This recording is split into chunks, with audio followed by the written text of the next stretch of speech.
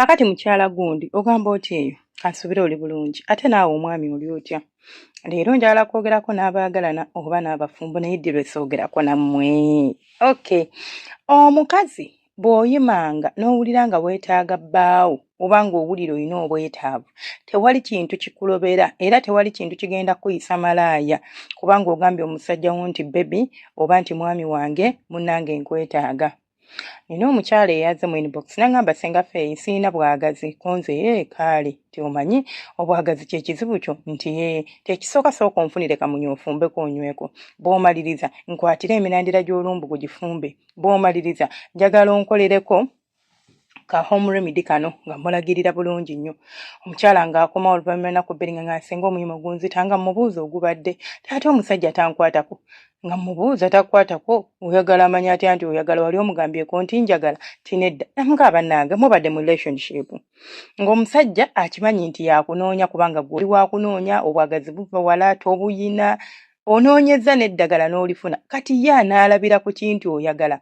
Kale olinza okwetega olinza okwekolakola obuntuntu omusajja ng'ali too busy to notice yavudde ku mulimu ng'ali stressed mu butuufu n'atalaba by'okola kale ng'abiraba naye nga wira talina maanyi mubikaminga evvoko bano abaami bammwe ono omusajja wuwo takuzira kati nga ye bw'asobola okusitula eddoboozi n'agamba nti bebi njagala naawe bw'oba oyimuka omugambe mwami wange tugende mu kisenge onzine omugabe mwami wange munnange omulimu gunzita munnange musajja wange kino kyenjagala kati sikitegeera bw'oba osobola okumusaba ssente z'olugoye gy'oli ozisaba kitaawo munaŋŋamba ate kati biki by'oyogera bw'oba osobola ozimusaba lwaki mba sisobola kusaba kasolo nga nkeetaaga toli musajja wange mulekerawo okubeerawo nga mwekoma bakiyita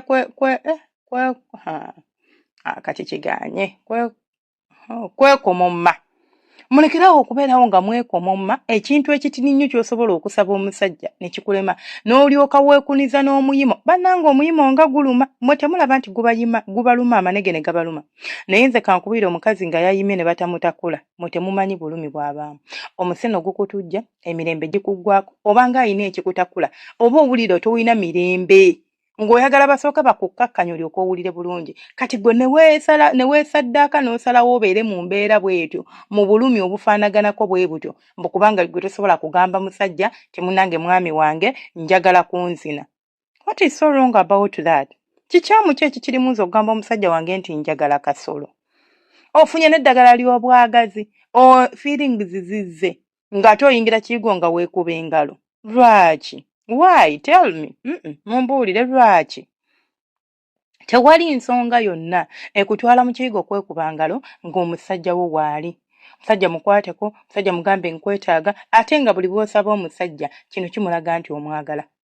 Buli bw'osaba omusajja abasajja they are also like women olaba nga bw'obeerawo omusajja wo nga takwatako n'ogamba tandika okulobooza omusajja atankwatako omusajja alayika yankyawa omusajja alayika yafunayo abantu abalala omusajja ABCD olaba nga bw'ofuna ebiroboozo ebyo naye omanyi nti bw'aba kukwatako n'owulira bulungi naye bw'alinza owulira obulungi ng'omukutteko n'omuweeweeta wansi awo ku manege n'asituka n'alyoka kusimba. Muyige okusaba abasajja bammwe oba oweeweeta muweeweete bw'atamanyi obasaba mukira omusajja yeebasa omusajja atunula ebyo byonna twabisomako dda wano wennyini w'ogiwuliridde enewe simanyi gy'ogiwulira kubanga bazizunza okufaako ofufi kale oba ogiwuliridde ku Senga Face 256 YouTube channel oba ogiwuliridde yonna w'ogiwuliridde gwe manya baagikwakkudde ku Senga Face YouTube channel yaffe Senga Face 256 YouTube channel ng'oteekamu ng'owuliriza ng'osoma ng'obitegeera omusajja wuwo tewabba mubbe kale newoba wabba mubbe yafuukawo aye newoba nga tannafuukawo ng'oli mu process ya mubba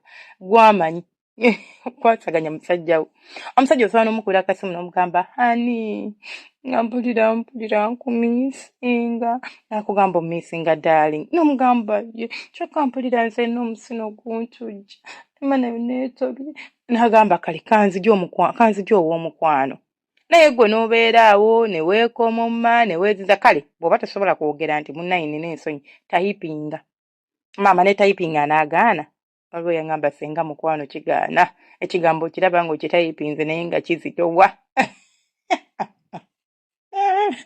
kati ng'osalawo okufa n'omuyimo ng'omusajja wo ali awo ate kaakati nammwe abasajja mugezeeko okupaying attention ku bakazi bammwe. Pay attention to your women.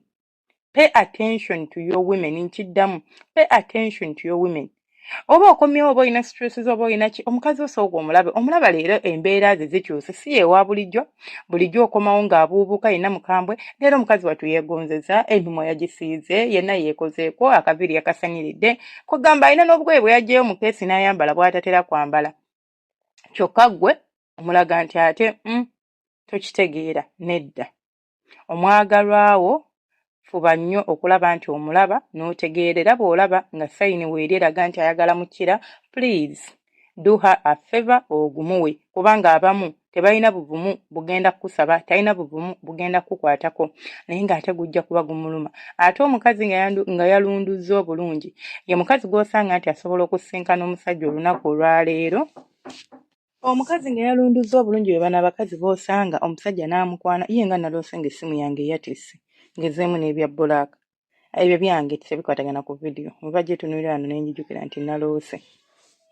Ebyessimu tubiveeko tudde wama ku musomba. So mbadde mbagamba nti ebiseera ebisinga omukyala yoyo gw'osanga n'asanga omusajja mu takisi oba n'amusanga eyo gye bakolera, omusajja nga tamukwanangako naye n'amukwata mu bisambyawo ddakiika 2, munnange agenda okwejjukanya nga bali mu kwezina.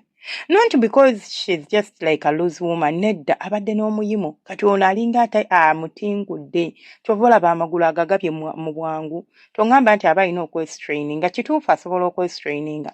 But please, check on your women. Mufeeyo nnyo okulaba nti mukazi wo tayaayaana, mukazi wo talunduga, mukazi wo osobola okumuwaako. Osobola okusoma signs n'olaba nti aneetaaga era n'omubeererawo. Kubanga abamu ne bwe nnaabagamba tebabisobola. Balina ensonyi. Alaba kizito. Ate nno munnange, ensonyi zibaawo wano mu ntandikwa, naye bw'obitandika n'okitegeera, ensonyi zikuggwako era n'otandika kati becoming very pro mu kintu nga tosobola na kubeeraawo ne weekomomma. Nga kati olaba kiri nnumo, kiryoke kubanga kiri nnumo, tekirina buzibu. Tekiri musitaani, musajja wuwo. Anyways, nesigala nga nze Senga Faith 256 temwerabira ku subscribinga, ku likinga, ku commentinga. Nsaba Omukama abanjagalire, abankuumire ate abampeera ebisinga obulungi. Tulina channel yaffe endala nno eyitibwa Story Hub Luganda. Eyo nno channel wabeerayo mboozi za kisenge. Mu abanyumirwa eby'okuyima. Ate nno true stories eziva mu mmwe abantu bange ng'ogenda ogiwulira kiki ekyatuukawo, yabwatulaani, yabaaki, baamukola ki, byaba bitya. Osobola n'okumpa story as long as it's life changing story, inspiring. Zonna nzaaniriza. Temugaga wamanyira by'abakulu bokka. Sobola okujja ne ka story ko nga kasobola okukyusa obulamu bw'omuntu. Omuntu ng'asobola okukayigiramu nako tukwaniriza, osobola okukampa. Oyita ku 07854286 gw'oyagala okwogerako nange. Tonkubira ssimu. Essimu ya consultation era ekola ku WhatsApp kukka. Tonkubira ssimu, nkiddamu, tonkubira ssimu, nja ku blockinga. Mubeere bulungi, akuuma atakuumira mpeera, mbaagala nnyo bantu bange abalungi.